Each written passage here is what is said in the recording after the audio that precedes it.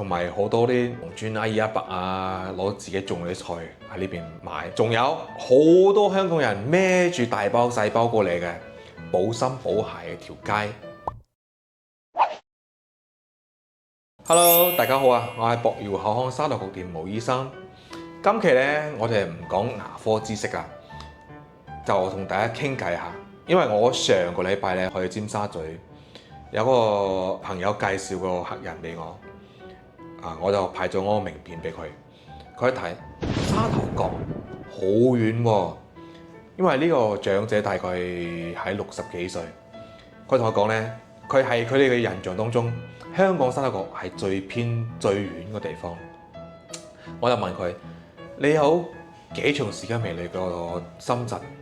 佢話佢好少過嚟。其實咧，如果喺香港嘅香園圍過嚟大陸蓮塘，喺蓮塘嘅出站咧就有地鐵。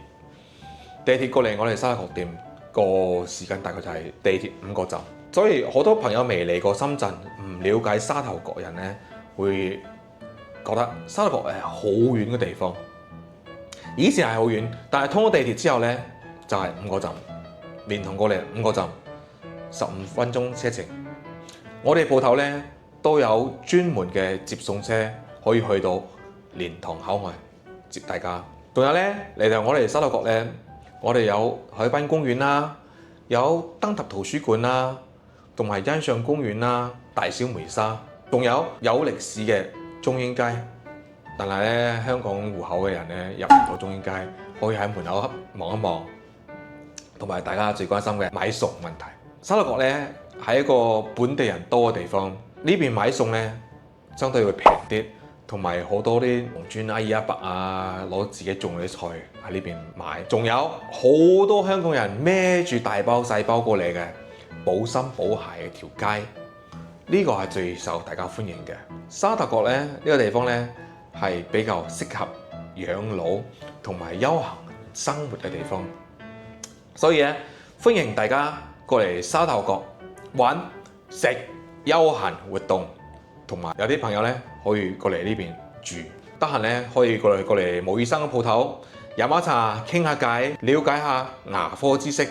毛醫生咧都會同大家介紹附近有咩美食啊、娛樂嘅地方啊、按摩嘅地方啊，同埋行山、爬山嘅地方。有啲朋友中意去爬山啊，去邊度玩點樣搭車。今期咧為大家介紹沙頭角就介紹咁多。